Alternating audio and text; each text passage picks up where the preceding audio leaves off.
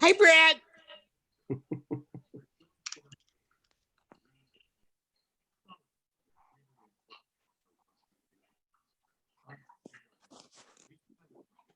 Again, if Paul hasn't found the mute button for you, everyone, go ahead, and if you would go ahead and put yourself on, in mute mode, that would be great.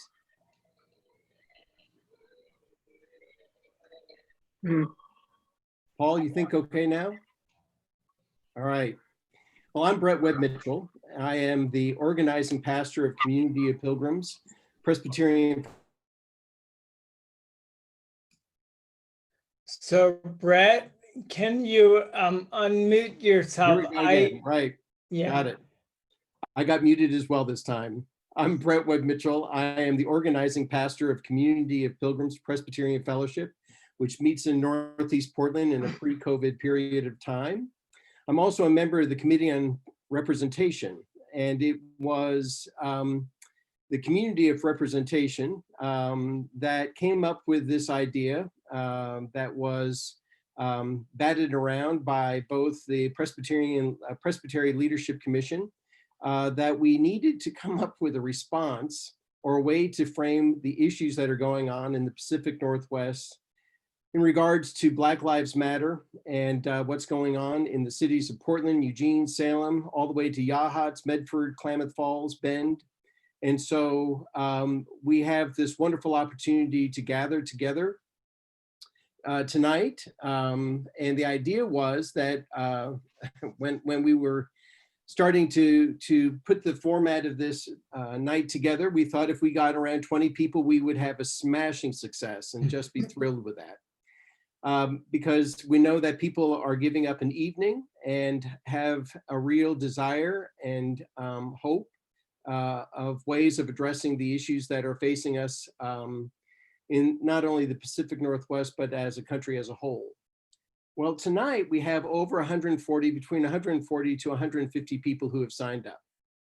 So this turned out to be a smashing success in terms of finding out that this was indeed and is indeed a subject, a topic that is very much on people's radar, and people are eager to know more about what's going on and what we can do.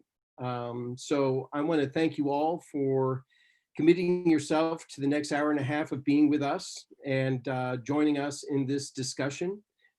We called it Black Lives Matter, White Privilege and Ministry. We are all, as I said earlier, we are all aware of the Black Lives Matter movement in our cities. And the realization is that 94% of our churches, pastors included, 94% are white. And so the issue isn't only Black Lives Matter, but how we respond out of white privilege. And so that's also part of the topic in the discussion tonight. We have with us some great friends of mine and panelists. Linda Shaw, who's an elder in Central Oregon, who has been working on these issues herself. And so Linda, great to have you with us tonight. And then another friend, Cecil Prescod, who is associate pastor at Ainsworth UCC. Cecil and I have done a lot of work in the LGBTQ movement as well as in Black Lives Matter. And so we're glad to have our brother with us tonight in this discussion. And then the reading tonight is going to be by Ted and Bella from Salem First Presbyterian Church. So Ted, it's good to have you with us tonight. Don Ludwig is the interim or transitional pastor currently at Southminster Presbyterian Church in Tigard. And then we have Paul, who does everything and is the tech master for tonight. So we are all glad that you are part of this discussion for the evening. The format's going to be in the following manner. After this introduction with the panelists and all, what we're going to do is open it up to the panelists, Cecil and Linda, to talk about the concerns, the issues that they see facing us, in light of having seen the conversation between Portland City Commissioner Joanne Hardesty and Ibram Kendi of Boston University, as well as some beautiful art. So we'll have Linda and Cecil will frame the issues that they see that are facing the Pacific Northwest and us as a nation in light of that conversation. And then we'll open it up to you, to this group. If you go down to the bottom of your screen, you'll see a little window that says chat. So during the time that they are talking, if you have thoughts, comments, questions that you would like to have addressed, please go ahead and feel free to go to the chat area. Don is going to be collating the responses, and then we'll have a time around 10-15 minutes that Linda and Cecil can respond to some of the questions, thoughts that you all have. Then at the third part of this, we're going to have a reading of the Belhar Confession. And the reason for the Belhar Confession is because it was adopted a few years ago in the Presbyterian Church USA as one of our confessions. It comes out of South Africa. It comes out of the period of apartheid. And it seemed that in the middle of Black Lives Matter and as we struggle for justice in our cities, Belhar Confession speaks directly to the issues at hand as a church and as a people of God. And so we thought it would be appropriate to kind of frame our understanding of what's going on with Black Lives Matter, white privilege, through the prism, through the words, through the actions of the Belhar Confession. After that, the panelists will take questions and thoughts and comments about action steps and responses to hearing the words of the Belhar Confession and what it means to us as a church.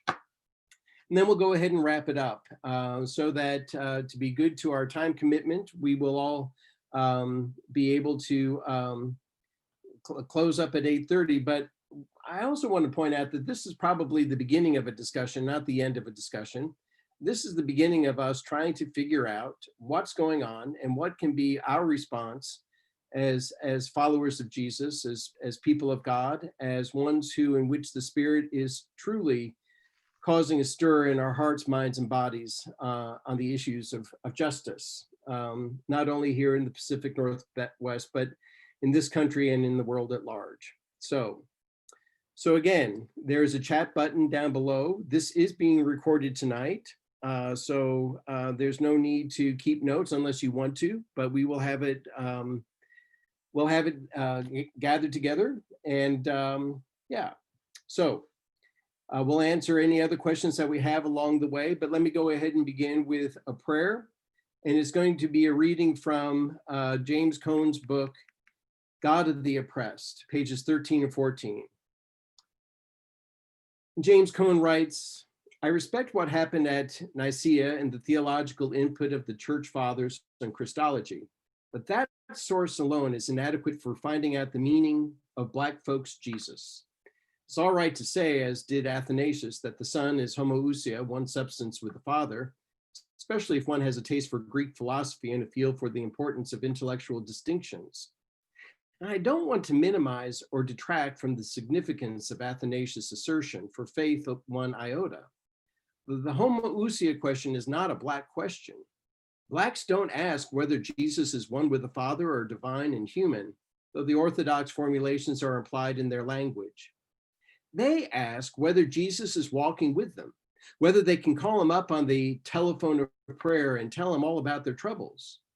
To be sure, Athanasius' assertion about the status of the Logos and the Godhead is important for the church's continued Christological investigations, but we must not forget that Athanasius' question about the Son's status in relation to the Father didn't arise in the historical context of the slave codes or the slave drivers. And if he had been a Black slave in America, I'm sure that Athanasius would have asked a whole different set of questions. He might have asked about the status of the Son in relationship to slaveholders. Perhaps the same is true of Martin Luther and his concern about the ubiquitous presence of Christ at the Lord's table. While not diminishing the importance of Luther's theological concern, I am sure that if he had been born to a black slave, the first question would not have been whether or not Jesus was at the Lord's table, but whether he was really present at the slaves' cabin, whether slaves could expect Jesus to be one with them as they tried to survive the cotton field, the whip, and the pistol. Unfortunately, not only white seminary professors, but some blacks as well have convinced themselves that only the white experience provides the appropriate context for questions and answers concerning things divine. They don't recognize the narrowness of their experience and particularly of their theological expressions. They like to think themselves as universal people. That is why most seminaries emphasize the need for appropriate tools in doing theology, which always means white tools, knowledge of the language, thought of white people. They fail to recognize that other people also have thoughts about God and have something significant to say about Jesus' presence in the world. My point is that one social and historical context decides not only the questions we address to God, but also the mode or form of the answers given to the questions. And the people of God said, Amen. So I'd like to open this up to Linda and Cecil, and to begin the discussion tonight on Black Lives Matter, white privilege, and ministry. Linda? Cecil? I'm Linda Jackson Shaw, and I must start with, I've always been aware of racism. It's been there. I was born in New Orleans. I was accustomed to riding in the back of the bus. I've seen racism. I've seen young men and boys, older men being killed.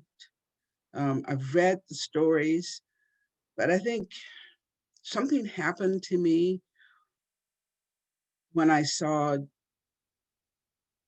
the knee on George Floyd's neck. I kept thinking, when is he going to move it? And he didn't. And then when I saw him put just with his hands in his pocket, just continuing to keep his neck, his knee there, I was silent and I cried, and my poor, wonderful husband kept saying, what can I do to help? What can I help you with? And I thought, nothing. But I did say, I felt that this would change, that the world would begin to change. And since I'm not one for, I don't march and I don't protest. I think I did march with Don and Stephen and Jenny when she was here in Central Oregon, but that's not what I do. So I prayed about it and I thought, I am very capable of being that angry Black woman that I always fear that I don't want to be, but I can certainly tell you what I think and then help you to form your thoughts also. So I can do that, but that isn't, I didn't want to do that. So I decided to help to organize and start a NAACP chapter here in Central Oregon. For me, that's my way of attempting to change. And I still hurt. I can still feel, it's almost as if I could feel his pain. And I have 2 Black sons. I have Black grandsons. And I even have a great grandson who's Black. And I worry about them. And I just pray, I really pray that together we can all help make a change. And the focus is Black Lives Matter because that's what's in our faces. But I think I'd like for us to be a people where we acknowledge that all lives matter and have Black lives to be a part of that thought of all lives matter. So those are my beginning thoughts. Thanks. Cecil? Thank you so much, and thank all of you for spending some of your time this evening. The fact that you are able to break away from your normal routine and sign up for something like this is a testimony, I think, to our commitment for seeking a better world. I have not, nor do I think I can watch the George Floyd lynching. It brings, to think of it and the almost pornographic way it's been played and replayed over and over, reveals to me again how Black bodies are not taken as people with souls in our society. I think it's important for us to feel uncomfortable with this.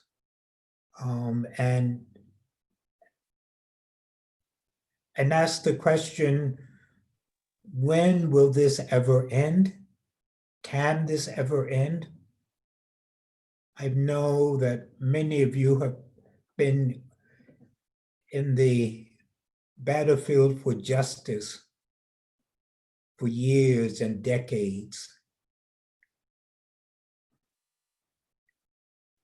And for me, at least,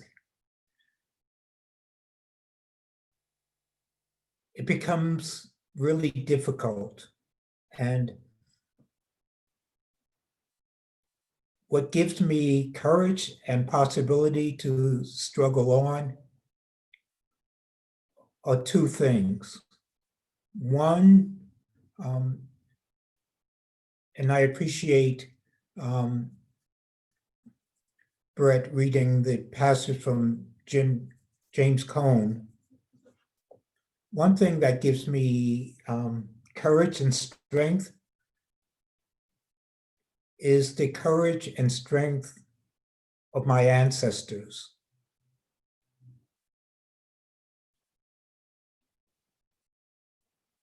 And the fact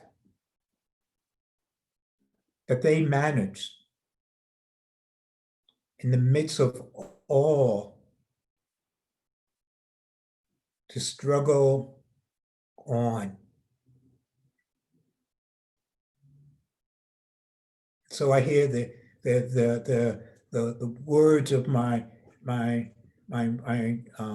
granddaddy, who always used to say whenever he got angry or in an argument, "I'm an American citizen," in his Bayesian accent.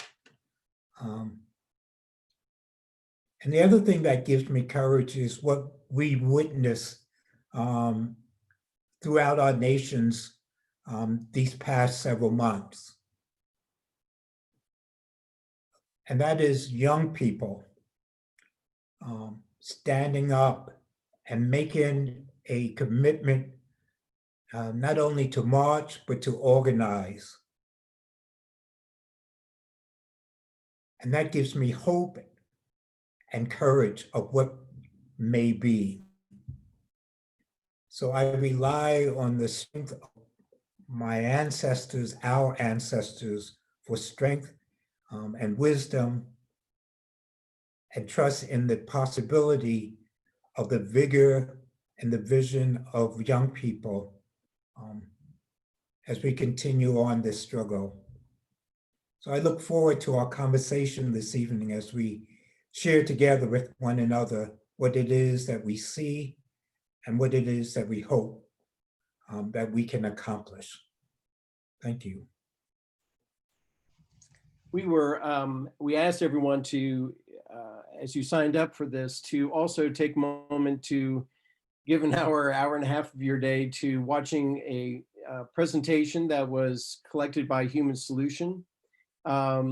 the folks at Key Bank and Wells Fargo and Human Solutions and Care Oregon hosted this gathering of great art, and as well as the conversation between Portland City Commissioner Joanne Hardesty, who used to be head of the NAACP in Portland, and Ibram Kendi, whose book on anti-racism is the hot book right now. And so Cecil first, and then Linda, any responses? Do you want to respond to what that conversation was, and the issue of that we do live in a country, and this is something that I remember at Princeton Theological Seminary, we were reminded that racism is systemic, that it is, and as Jim Wallace of Sojourner Community said, it is America's original sin.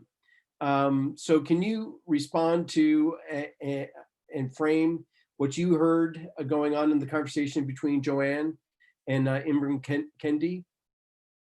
So first Cecil and then Linda. Yes, thank you. That's a very powerful conversation. And one thing that I found interesting, not so much even before the conversation, were the artistic piece at the beginning of that video, the dance and the music and the poetry, which for me embodies in many ways the struggle. From the conversation itself, I thought it was powerful that Commissioner Hardesty shared her experiences of struggling for justice in the Northwest, and also the pushback that she experienced. And I thought it was interesting for me, at least, to hear Professor Kendi also talk about several things. And one thing in particular was his ability to define racist and racism in a way that makes it powerful. So he said that individuals can be racist, and that racism is that of as a system, as you suggested, Brett, and that it's a two-pronged attack that we have to fight, not only the individual actions that we encounter of our friends, our neighbors, our relatives, but also the much more difficult and prolonged struggle of systemic change that needs to happen. I think both are important, and those are both things that we need to work at. Thank you. Linda? Same question.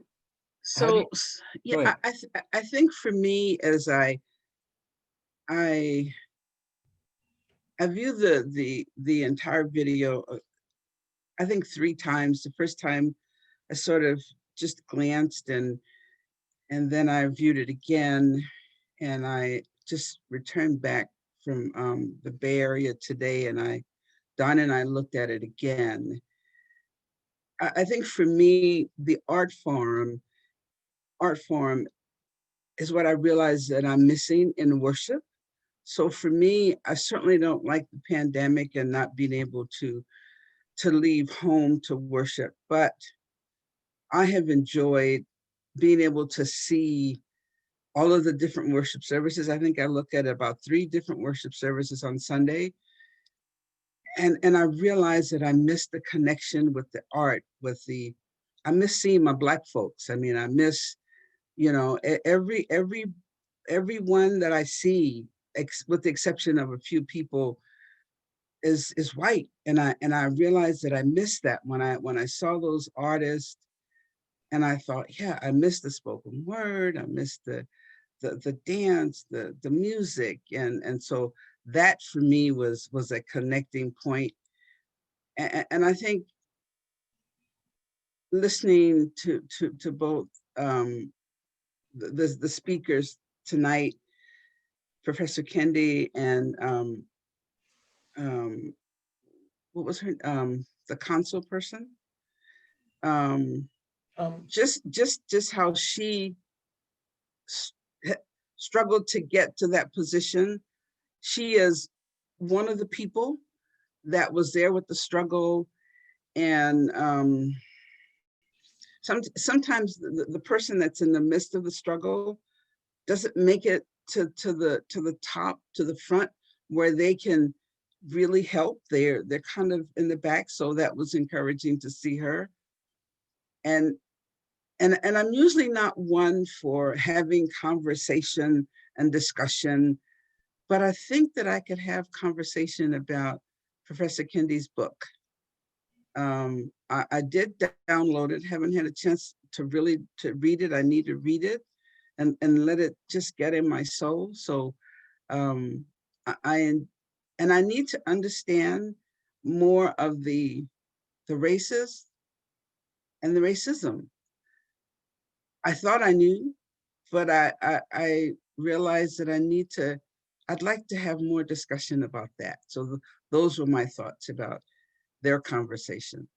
Okay, thank you. What I'd like to do is go ahead, if you go to your chat button down below, and you can start asking questions, make comments, because the issue, this first part, what I want to do is focus on what is the problem that we are struggling to define.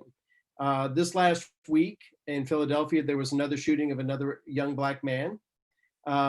We continue to live with things that the findings from Breonna Taylor's death. And so we have a problem in the United States. We need to understand kind of what the problem is, and as what Kendi said was, Dr. Kendi said was, it's a matter of racism as well as people who are individually and collectively racist. And as Jim Wallace said in the 1619 Project of the New York Times pointed out, is this has been part and parcel of our American heritage. Many of us have been to the Oregon Historical Society, and in the day of rage, when we found out that the one, along with the broken shattered windows in the South Park area, one of the quilts that was taken was a quilt done by Black women, here in Portland for the bicentennial. So, and it was left by the people who were participating in the Day of Rage in a wet clump outside the museum. It is said that we have in Portland and Eugene and Salem, we have the widest Black Lives Movement in the United States. So, and many of us have participated in some of those marches. They continue to go on. As I remind people when they said, is there ever an end to it? I remind people that the sit-ins at Woolworth Diner continued for over 6 months until there was a move by the national management of Woolworth Diners in terms of segregation. So, if there are any, some questions that we have, Don? Yeah. From Susan, Hardesty said something that we have the opportunity to rebuild our institutions really in the context of racism and racist being more individual, racism being more systemic. She sees this as an opportunity for us to really get at the racism part. And so I would say to Cecil and Linda, in what ways do you think the movements that have been happening in downtown Portland are having an impact on institutional change in Portland?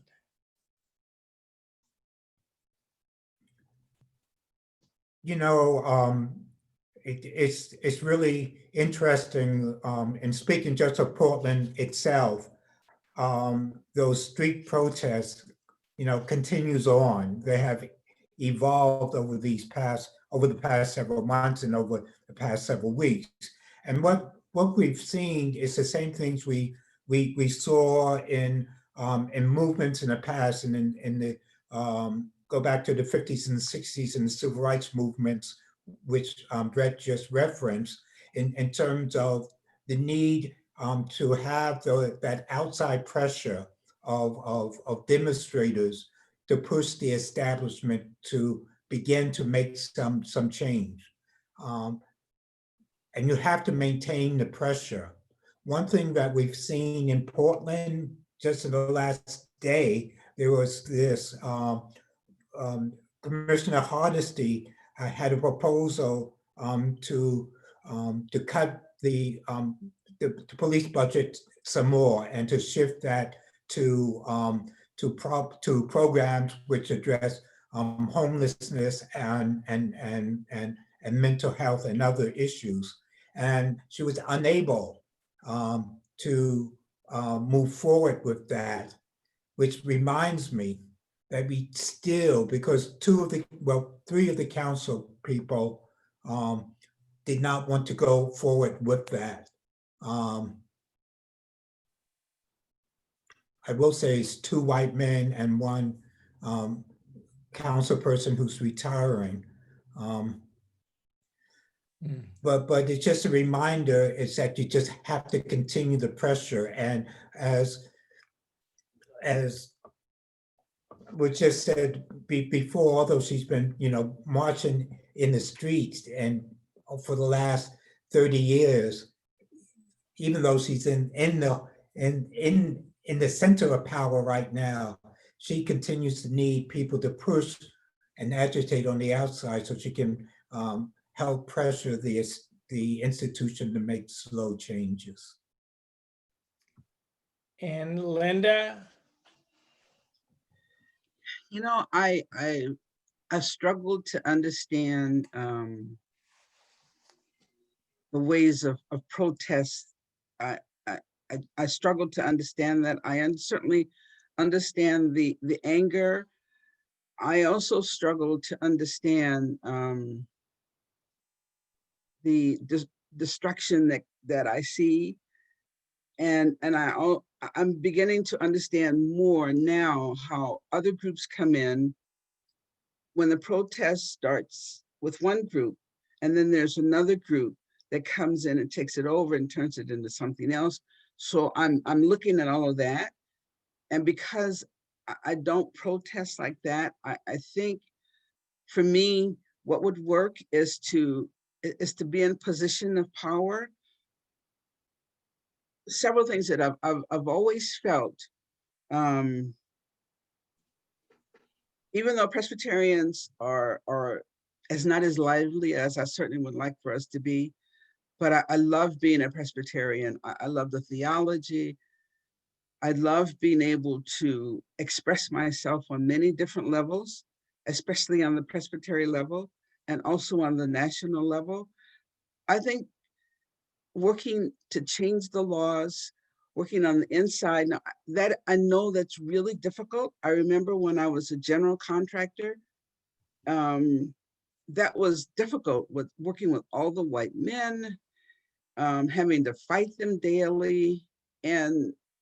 But I think I'd like to see ways where we can have the people who want to protest, but also have the people that want to help to change the laws, that want to be on the inside, and have them work together. That's what I'd like to see. And those are my thoughts. I'm seeing a series of questions here about our response, and we're gonna get there, the next part. I want to add a question here. What I heard in the conversation, which is really important for us to remember, as Brett said, we are the widest Black Lives Matter movement in the United States, but that also should recognize that we are the widest state in the USA. And it should also be recognized that Oregon has had a long, long history, more than any other state, perhaps, keeping Black people in particular out of our state. It hasn't even been removed from the Constitution until recently. So Hardesty said one thing, that we have a lot of our culture in Portland and Oregon is that we are liberal and open-minded. And while we say that, Portland is weird and all the things that make us Portland, we think we're on the edge and we're progressive, and yet our policies are just the opposite. So why don't our policies match the equity that we say we are? And either Linda or Cecil, any thoughts on that? Yeah, first thing is that I appreciate what you just said and reminding us of Oregon history. Oregon was admitted into the Union with the understanding that no Blacks, was admitted into the Union as a free state, but Blacks were not allowed to be here in the state. And as you reminded us, the anti-Black language was not removed from our Constitution until, I believe, 2002. Yeah. Later on, maybe I'll share with the chat, our congregation is sponsoring, and probably many of you have heard her, Walida Imarishi, who's a professor of Black history, and she has a presentation, an interactive presentation of why are there so few Black people in Oregon, and it's a way in which to review and understand our history, and to understand why we are in this particular place right now. So our so-called progressivism, or however you want to say it, does not remove it from being tainted by racism, and that it is endemic into our society, into our system. And so it's more than having the right flags or placards in front of your house. It means including undressing and revealing and removing and changing and disempowering those things which are, and that's hard work. Mm-hmm. It's easier just to chant and go to a good, hear some moving speakers than to really do the hard work of change. I find it hard. And Linda? So I don't, I had to learn, in the history of Oregon, I'm a transplant from the Bay Area. So Oregon for me, I remember visiting my daughter. I thought, it was always rain whenever I was here. And I thought, why would anybody want to live in Oregon? Because she lives in Portland and in Beaverton and that area. Then of course I married Don, and here I am in Oregon. So I don't know much about the Portland area. What I have learned is the history of Oregon. And I was devastated. I remember Don and I were driving down the street in Redmond. We were going to, I think, Freddy's. And my husband is a white Presbyterian retired minister, pretty liberal. And he thought, no, this is not as bad as you think. Okay, but then he begins to realize that it is as bad, it's worse. We were driving and someone called me a nigger, and he said, did they really say that? I said, yes. So I've learned about the history. I've learned the hard way of being here in Central Oregon as an African-American woman, which I clearly identify with. but I'm also married to Don Shaw, who's very white.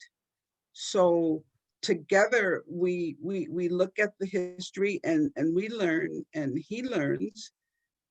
I think I remember one of the things that Garrison Keillor, he said that when he goes into a different town, he really learns about, you know, what's going on there. So I think if more people would really understand the history of Oregon, I think that they would understand why it's like it is and why it's so difficult to make the change. Because if you're not a cowboy, and I'm not a cowboy and not a cowgirl, it's hard, you know, it's hard. So you got, culturally, you have a lot of difference.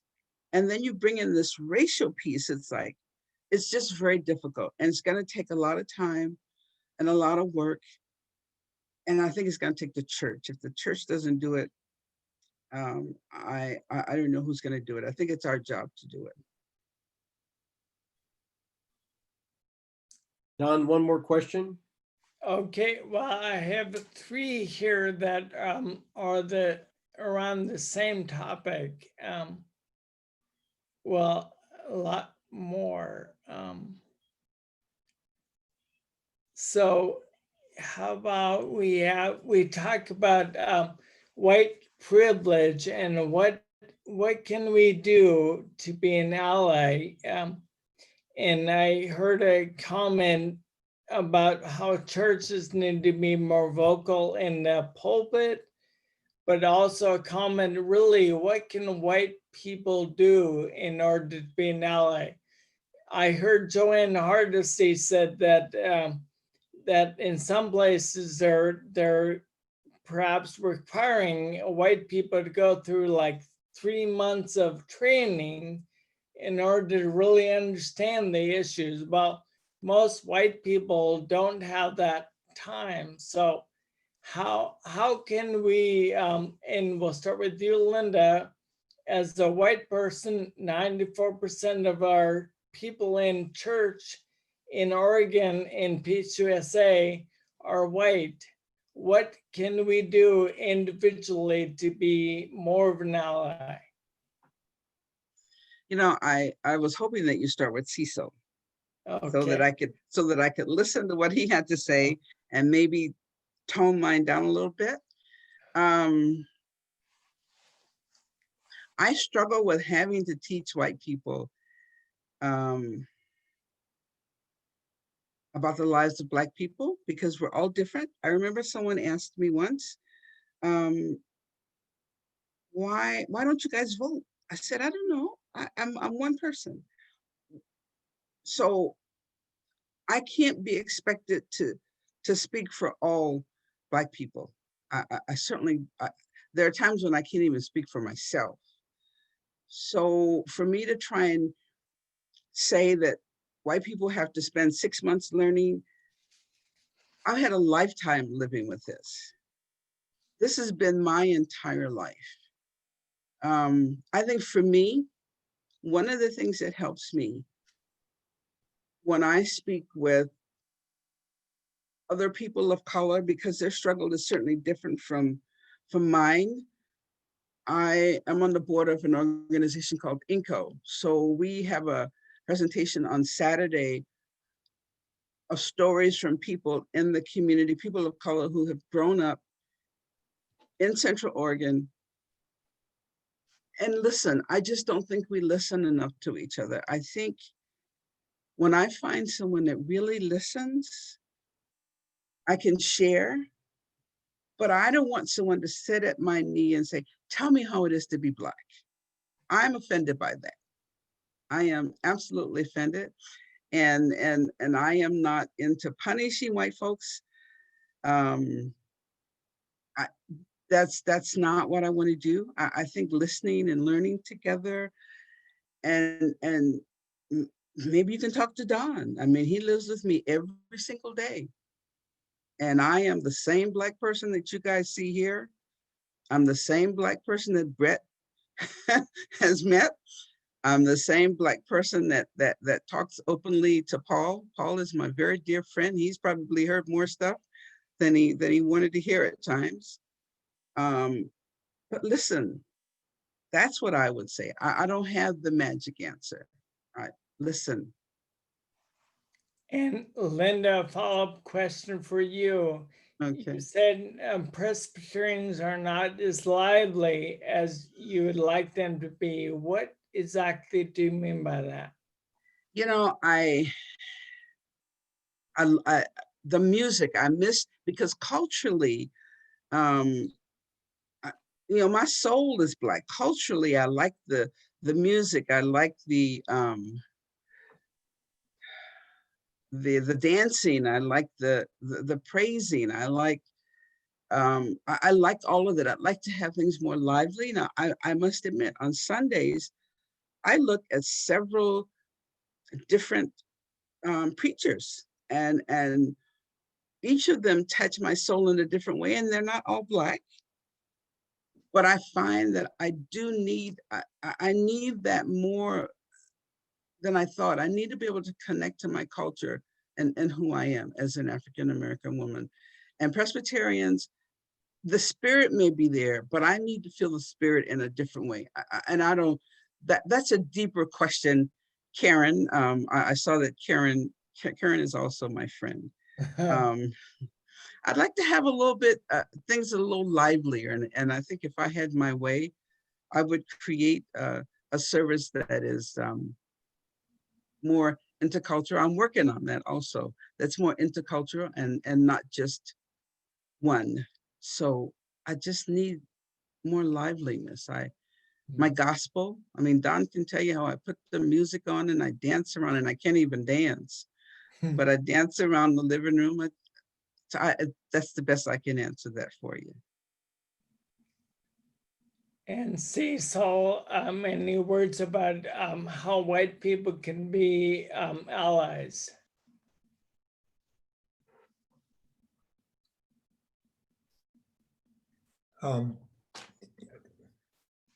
Yeah, I become somewhat frustrated by, you know, that question over and over again, because for me, you know, I also no longer feel that, you know, I have to be the answer man, you know. There are things all around us that we can begin to respond with. I like the position of like surge that Joanne Hardesty referenced, standing up for racial justice, which is mostly white people figuring out for themselves what it is they need to do. I think we all know what to do is to listen to those who are most impacted. And that's very difficult for us because of how we have been raised. For cisgender men, it's hard to listen to trans or to women. Those in power just have to learn how to shut up and listen and follow. And that takes a lifetime of work. And you know, it isn't like someone's going to wave a magic wand or anything like that. It's work to be done in part. And then, you know, one thing that when Linda was speaking, and you know, I think those of us who are Black in white denominations, UCC is white denomination. That's something we constantly have to.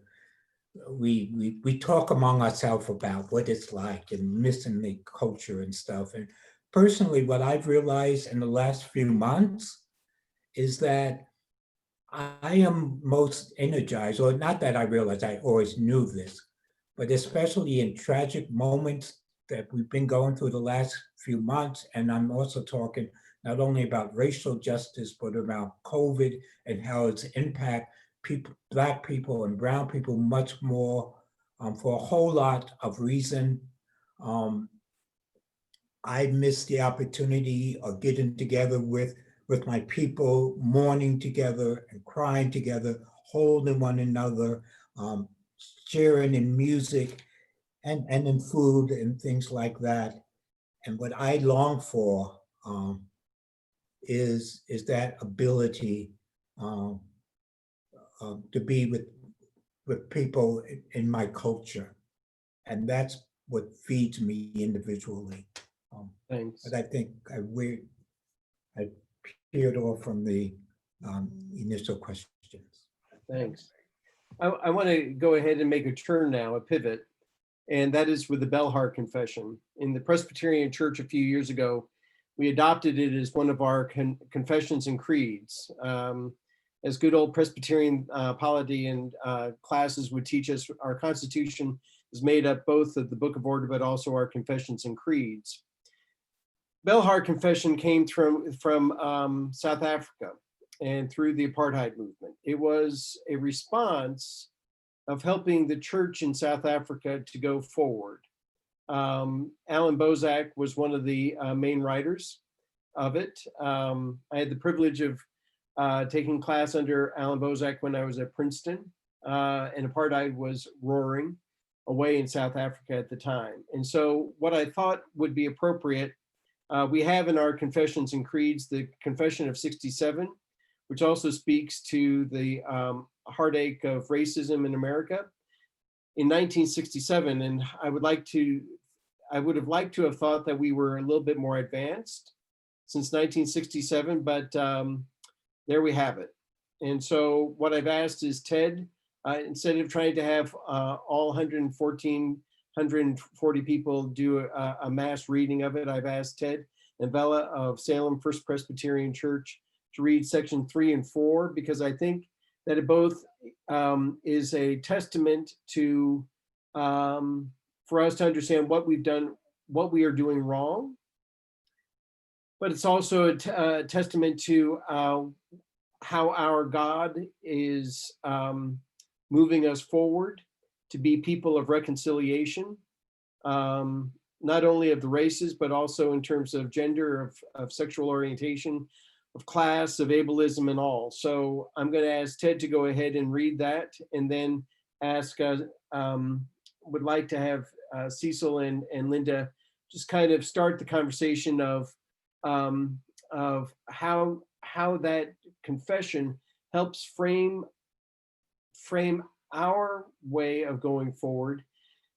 The first half was to look at the problem, and I think we've done an excellent job of articulating the ongoing problem. And now it's time for us to also look at solutions, also look at steps, helpful action steps of going forward, and what that looks like. So Ted, if you go ahead and read from the Belhar Confession, that would be great.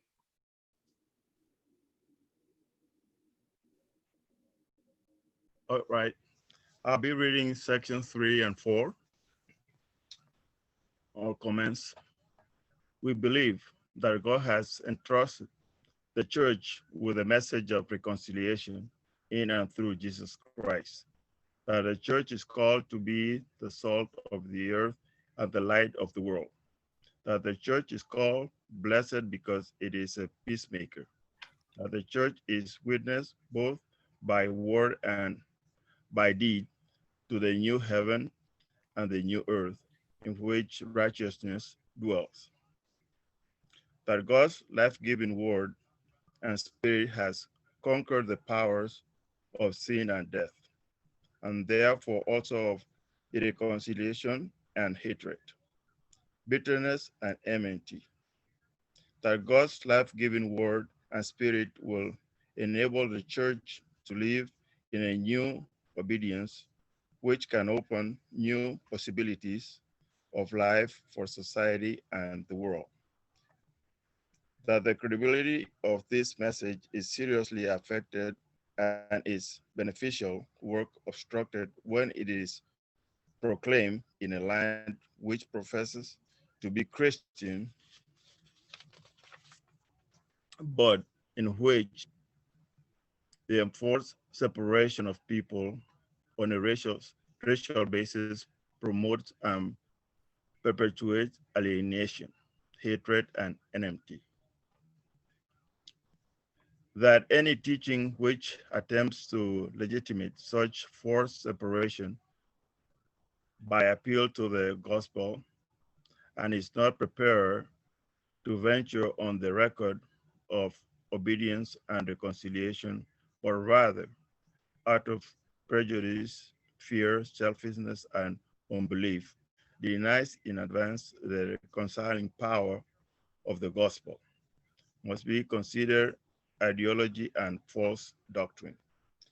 Therefore, we reject any doctrine which in such a situation sanctions in the name of the gospel or of the will of God the forced separation of people on the grounds of race and color, and thereby in advance obstructs any weakness the ministry and experience of reconciliation in Christ. We believe that God has revealed himself as the one who wishes to bring about justice and true peace among people. That God, in a world full of injustice and enmity, is in a special way the God of the destitute, the poor, and the wronged. That God calls the church to follow him in this. For God brings justice to the oppressed and he gives bread to the hungry. That God frees the prisoner and restores sight to the blind. That God supports the downtrodden, protects the strangers, helps orphans and widows, and blocks the path of the ungodly. That God, pure and undefiled religion, is to visit the orphan and the widows in their suffering. That God wishes to teach the church to do what is good and to seek the right. That the church must therefore stand by people in any form of suffering and need, which implies, among other things, that the church must witness against and strive against any form of injustice, so that justice may roll down like waters and righteousness like an ever-flowing stream. That the church, as a possession of God, must stand, therefore, to stand where the Lord stands, namely, against injustice and with the wrong. That in following Christ, the church must witness against all the powerful and privileged who selfishly seek their own interests and thus control and harm others. Therefore, we reject any ideology which will legitimate forms of injustice and any doctrine which is unwilling to resist such an ideology in the name of the gospel. And that's it. Thank you. Yes. Those words are powerful. It tells us what we as a church are called to do, called to be, which side of justice we are to stand on. I always found it interesting when I read this and hear it read, the power of the line of saying, therefore we reject any doctrine which in such a situation sanctions in the name of the gospel or the will of God the forced separation of people on the grounds of race and color, and thereby in advance obstructs and weakens the ministry and experience of reconciliation in Christ. We reject any ideology which would legitimate forms of injustice and any doctrine which is unwilling to resist such an ideology in the name of the gospel. So this is what we believe. Now, how do we act positively in moving forward, knowing what we are called and what we all in that confession, what we reject, and which side of justice we stand on?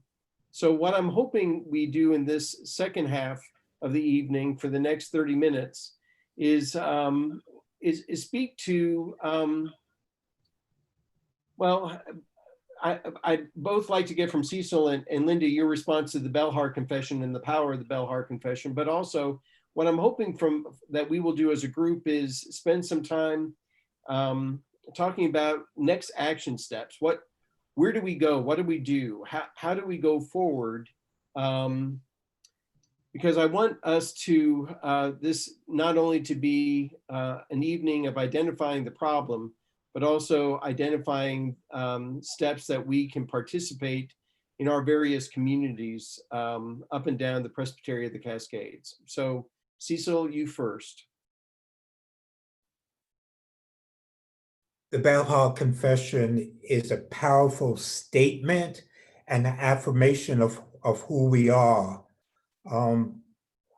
And, you know, we have to remind ourselves, again, going back to the passage from James Cone you read at the very beginning, where he talks about how sometimes theology is seen as not being very relevant.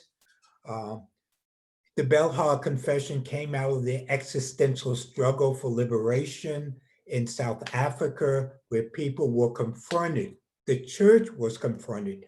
The church had to confront itself, which had gave theological justification, not only to the deeds of the state government, but even the separation of people in different churches. The churches had to first confess its errors and then commit itself, not only to reject, but this is what we believe. We must not remain in the place of sorrow and disappointment, although we need to acknowledge that. But the church in South Africa taught us that the church finds its voice when it allies itself with those who suffer from injustice, and when it stands on the side in its ways with a God who's in a special way the God of the destitute, the poor, and the wronged. So what we must do, and this is confession that's adopted, is where do we find places where we can stand with the destitute, the poor, and the wrong? Find those places in our communities, and that's where we need to stand. Thank you. And Linda? You know, for me, it has taken on several different meanings at different different times in my life. When I worked in the San Francisco Presbytery doing anti-racism training, and I was also the peacemaking person, the hunger person, I could relate to this. I said, yes, this is, I love this. And then moving here to Cascades, Don and I were asked to talk about how it has affected our lives. And I thought, oh, this is personal now. This is, how can I make it a part of my everyday life? And I must admit that I had no idea, because I gave God this list. I wanted him, my husband had passed away and my kids kept trying to fix me up. I wanted to marry an African-American man. I didn't want to marry a preacher because I work with those guys every day and they didn't sit too well with me. Didn't want to marry a Presbyterian. So when God sent Don, I thought, this is really funny. So I said, did you see my list? God said, yes, I saw your list. So what it meant to me when Don and I read this at the General Assembly in Portland was that love just crosses all boundaries. Love makes you see the things that we normally would not see. And I hope I don't embarrass my husband, but I love my husband every single day. And yes, I see that he's white every single day, but it does not matter.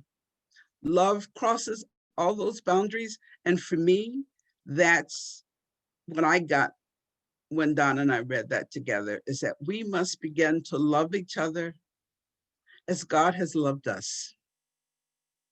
That's where I see, that's where I am. All right.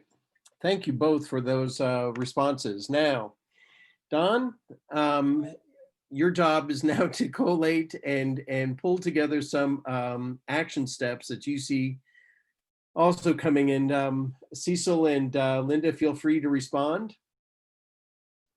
So I'm gonna ask Jeff Sievert if you could unmute yourself. You have a great addition, and if you can respond to that question about next steps.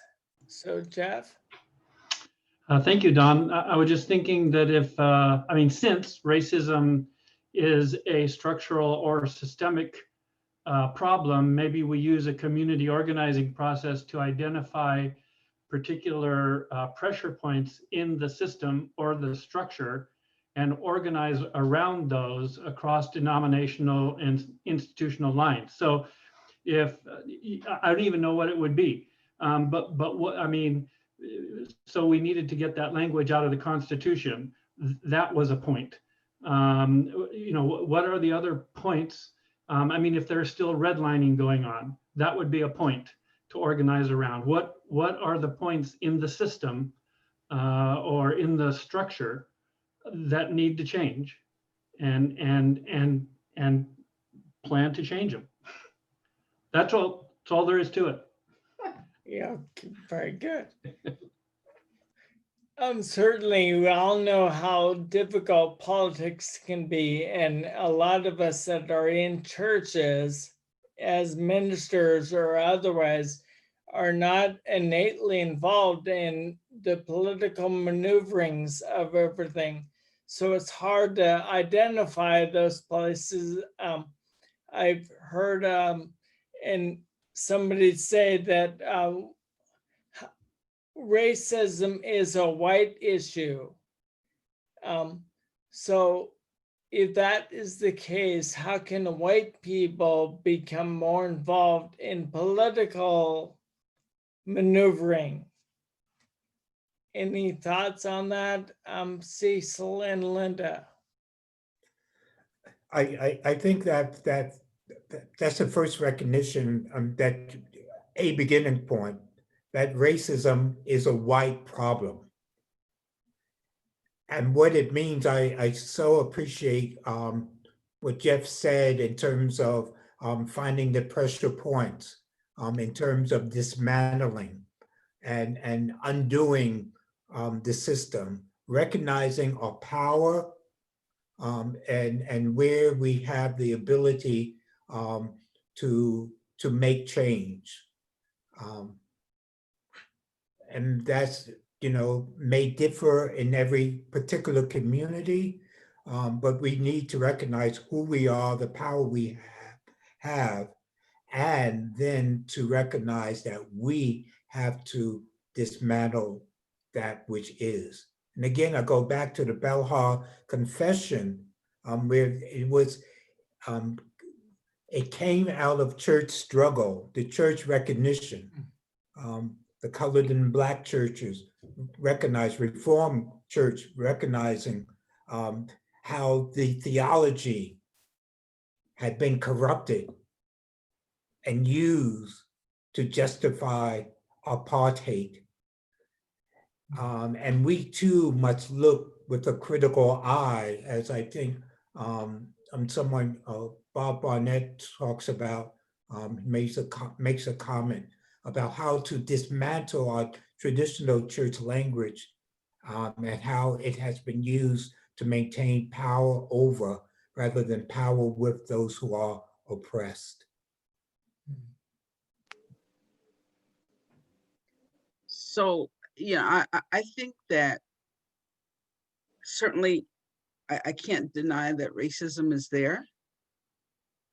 I think it also has to do with power. I think for me, I remember one night I was looking at these documentaries, and each night it was about a group of people who had been suppressed by the power structure. And unfortunately, that power structure was white. I have experienced the power structure of white men. And sometimes I've had to say to white women that your struggle of freedom for me does not mean I get to, excuse me if I offend anyone, that I don't get to wear a bra today. That's not my struggle. So it's the power system. It's the person that wants to suppress because they always want to be in power. And unfortunately, the white culture has suppressed the Native Americans, the Japanese. I mean, did you all ever really look at how the Japanese were suppressed? I learned that in my anti-racism training, how the Japanese struggled to be American. And each time they tried to fit what the white structure said was an American, they say, oh no, we've changed that. Maybe not in those same words, but so it's the power structure that we need to change. It's the sharing of the power. And I think unfortunately, even when you get a group of white ministers, and not just white ministers, in a group, and if you're not a minister, then it's hard to fit into that group.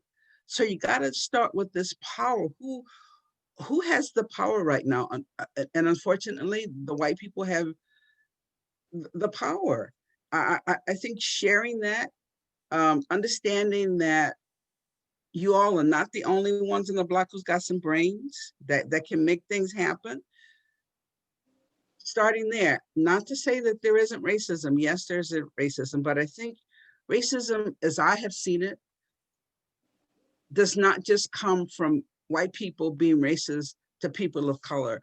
I've also seen people of color being racist to other people of color. So it's that power thing.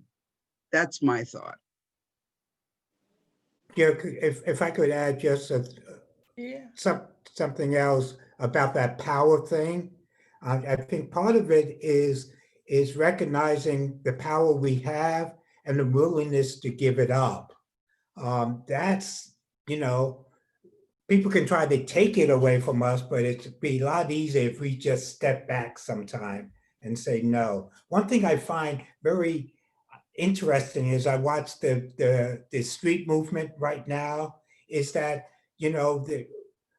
there's an attempt at least, in this widest of all states and all, to you've seen these in protests, to shut up and let the Black people speak. And it's really interesting to see in these demonstrations, the shifting of dynamics somehow, in terms of, no, I don't speak. I don't get to direct which street we march down. And it's like, okay, I'm not in charge. Yeah. I'm intrigued by Sharon Edwards' comment that says we can't think our way there, becoming aware of how our nervous systems hijack our abilities to make changes and make relationships. I'd love for you, Sharon, to unmute yourself and maybe say a little more about what you mean there. Sure. I've been influenced by Rossman Menackem's book, My Grandmother's Hands. He's an African-American trauma therapist who has worked with Black, brown, white, and blue bodies, police forces. And he basically suggests that, and he also has an On Being podcast that articulates this, which is basically, we have tried to legislate ourselves to equality. We have tried to Belhar our confessions to equality. He didn't say that, I did. We've tried to think our way to equality, but we have failed to recognize the role of our bodies in this whole process. And Black bodies, brown bodies, and white bodies have inherited nervous systems euthogenics have traced our trauma, 14 generations back. So we have within our nervous systems a way of dealing with differences, and our bodies hijack our brain's ability to go, oh, wait a minute, I'm an inclusive person. I believe in the gospel of love for everyone, but our bodies, when we encourage differences, just our nervous systems get going and it hijacks our abilities. So I just feel like I love our church, and we can think our way and we can read scripture and have statements of faith that are really important. But when we think about the differences, we have to acknowledge that we get hijacked by our bodies, and also our bodies are also a place of healing too. And that's about all I'll say, if that makes any sense. My Grandmother's Hands is a wonderful book that helps us understand that. I see some nodding. Yeah. So Cecil and Linda, any response? Amen. Yeah. I think culturally, I know that because I'm always this African-American woman, culturally, I may respond to things differently.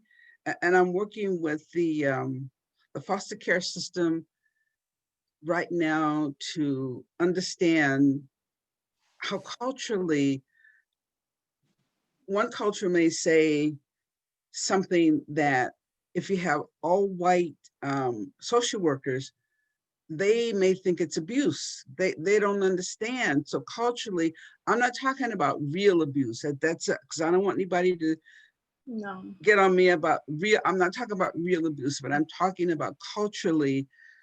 Each culture has a different way of responding, so I'm working with it's actually a board that I'm on to culturally understand how we are different. And sometimes I'll say something and it will be so unlike what Don would say. And he'll say, oh, I'm trying to understand that. But culturally, it takes him a minute. And he may, because he's always the really nice guy. And I say, why don't you, are you going to still be nice? And he says, well, yes, but that's culturally, that's kind of who he is. And I want to tell somebody what I think. And then I want to tell him where to go.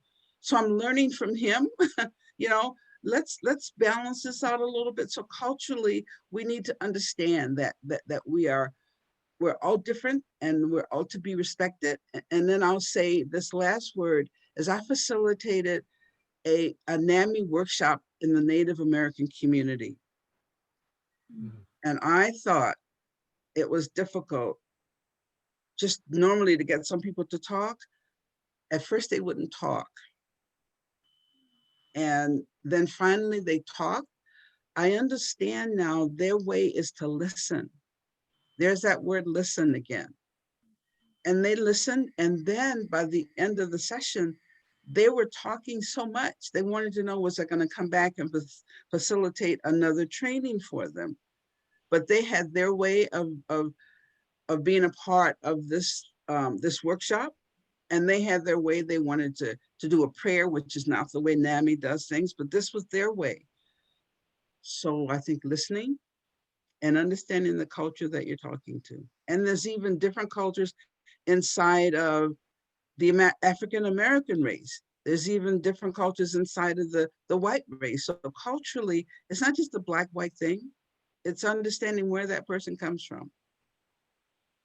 I want to give Cecil an opportunity to respond, but I will say, Linda, listening to you use the word cultural differences, and from the perspective I was speaking was even being triggered, like, right? Does that resonate a little bit? Like you get triggered, like, wait a minute, why would you not send caring white people, right? Because the black and brown, native, red bodies are like immediately their nervous system is like whoop, whoop, whoop, whoop. Yeah. Oh, yeah. Cecil, please go ahead if you want to respond. No, I think that's a good observation you just made, Sharon, just in terms of of the body and traumatic, and things we may not be aware of. I mean, this way, just how our body reacts. Yeah, thank you. We have time for one more question. Okay, and this probably the last one. I think John Hassenjaeger, your very deep comment addresses this issue very well of the importance of listening. So, John, can you unmute yourself and maybe explain that? Sure. Yes, I just didn't want to lose sight when we talked about what Jeff Sievert said about finding those pressure points. I thought that was excellent, Jeff. But I had to think of it in terms of what Linda has been emphasizing on the listening process and the discipline of listening. And it partly comes out of my experience working with the farm worker movement, with the church in a supportive role, but always listening to what the expressed needs are that are coming from the community that you're trying to relate to, so that you're willing to take the lead from that community, and don't imagine that, oh, I'm going to identify the pressure points and now fix everything, right? So, you know, and it seemed to me that our calling as a presbytery is to look all across the presbytery for, you know, communities, the BIPOC communities, as we come to express it, right? That, you know, what are the articulated needs coming to us from them in this listening process, right? And then for congregations, many of our congregations are placed in places where, you know, God has put us to listen to communities where you are. And so that was all I was thinking. Very good. Let me say that I'm glad you said that. I was thinking, I certainly like some of what Jeff was saying, but I'm glad you said that you've got to listen to the community. And thank you. I appreciate that.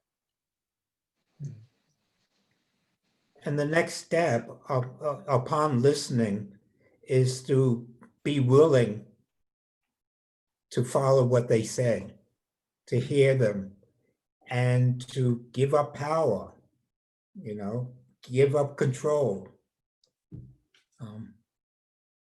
Well, we have 5 more minutes left, and I want to go ahead and let Linda and Cecil some closing words, some closing observations, some closing action steps.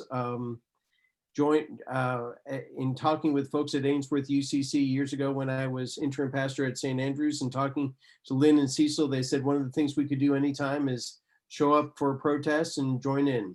And so what are some other action steps that you would hasten to add? But also just many thanks for tonight, but just a few minutes to share some closing thoughts.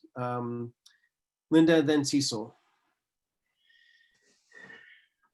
You know, I certainly hate to be redundant here, but I think listen to people. You learn a lot by listening. And as Cecil said, I don't want to take your line, Cecil, but when you listen, be willing to give up the power and let the people be in control, and love with your heart. And Cecil?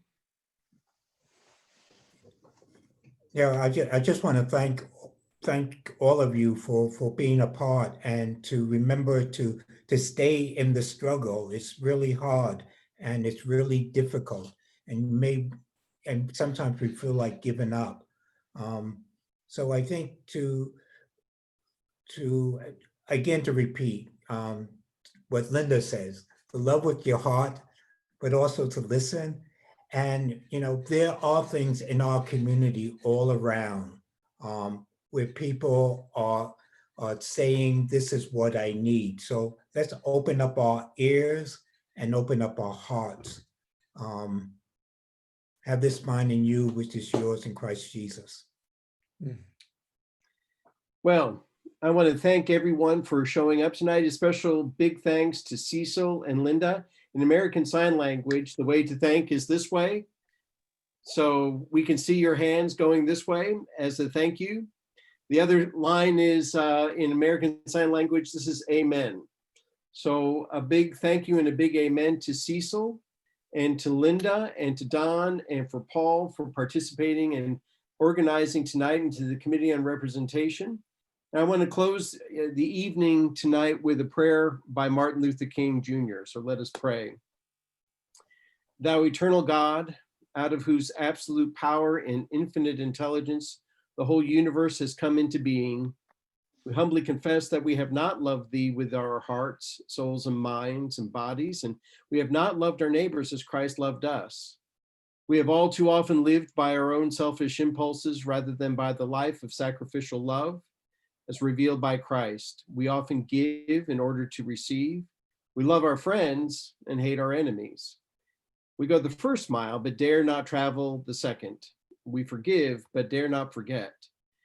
And so we look within ourselves. We are confronted with the appalling fact that the history of our lives is the history of an eternal revolt against you.